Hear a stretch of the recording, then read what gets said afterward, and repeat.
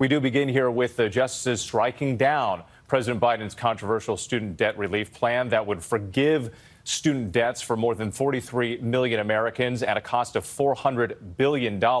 Two lawsuits challenge the legality of that plan. Let's go ahead and bring in ABC's senior national correspondent, Terry Moran. Terry, break down the decision. And a lot of this had to do with the Biden administration overstepping its authority. That's right. This is a huge case. As you say, 43 million people were eligible for up to $10,000 of debt relief under this program.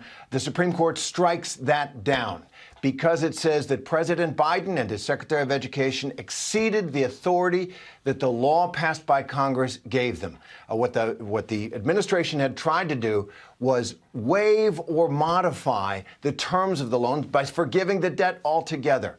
And what the Supreme Court says here, that is beyond the power of the president. Only Congress can waive that much debt, $400 billion, that it is such a large amount and such a sweeping assertion of presidential authority to modify the terms of the loans that way, that it exceeds presidential power, that Biden acted beyond his powers.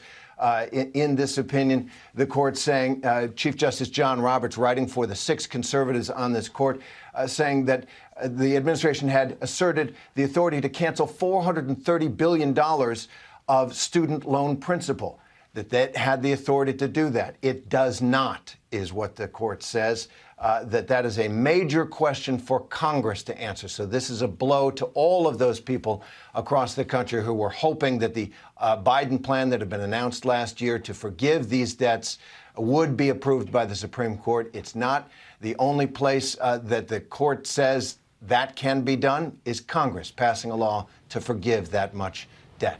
Terry, thank you. And stay with us here. Let's bring in ABC's senior Washington reporter, Devin Dwyer, because, Devin, just for a little bit more clarity here, there were 2 separate cases. There were a couple of people who brought their case forward, and it had to do with fairness. But at the end of the day, it was the rights of the states.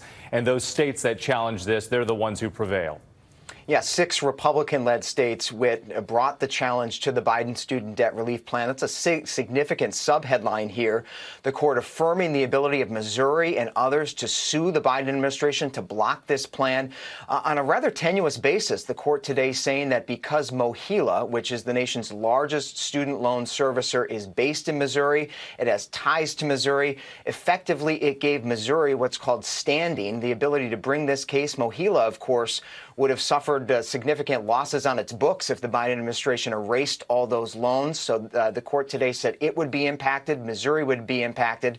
But the bottom line in all of this, with students with all of that debt on their hands, federal student loan debt will soon have to begin repaying those loans. There's been a moratorium on federal student loans for the past 3 years. The administration says those payments will now resume this fall. But good news for critics of this plan and those concerned taxpayers who are worried about the price tag of this proposal. Yeah, it's been a real roller coaster for the students out there hoping to get some relief. Let's bring in Kate Shaw, our ABC News Supreme Court contributor. And Kate, part of the problem for the administration was the scope and scale of this plan. That's right, Whit. So it's undeniably a very large plan and program, but the administration defended that size and scope by basically saying, look, Congress passed a statute giving the administration, the Secretary of Education in particular, the power to waive or modify the provisions of student loans in the face of a national emergency. And Justice Elena Kagan, writing the dissenting opinion for herself and the 2 other Democratic appointees, basically said Congress gave the administration this power and the court should not second guess based on its vision of what fairness looks like or how much relief is too much, congressional judgment to give agencies that power and the way the agency exercised that power. So in some ways, it's really a debate about the role of the court in second-guessing policy judgments by both Congress and by administration agencies. Kate, thank you. Let's bring in Mary Bruce, our chief White House correspondent, who's joining me here in the studio in New York. This obviously a huge loss for the Biden administration.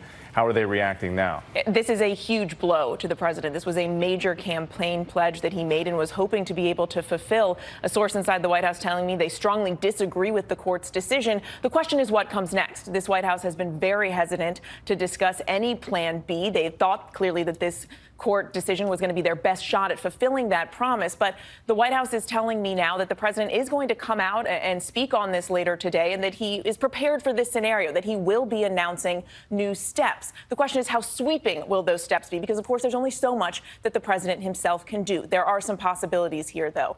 The president can, I suspect you will hear him discuss his other student debt relief plan. This is a plan that he already put out several months ago. It's an income-driven repayment plan that would essentially cap the amount that a federal student loan borrower has to repay to 5% of their discretionary income, down from 10%. It is also possible that he could try and enact some kind of grace period on those repayments that Devin was talking about. They're set to begin again in October based on that debt deal that was agreed to a couple months ago. The question is, can he give people a little bit more breathing room here? Again, that's a solution that would just kick this down the road. One more thing. The president is going to make very clear, I'm told, that Republicans are to blame for this. He's going to try and pin this squarely on them as we head into the election. Yeah, a message he hopes to take to the people to try to gain votes, but only so much he can do legally moving forward. Mary Bruce, thank you so much.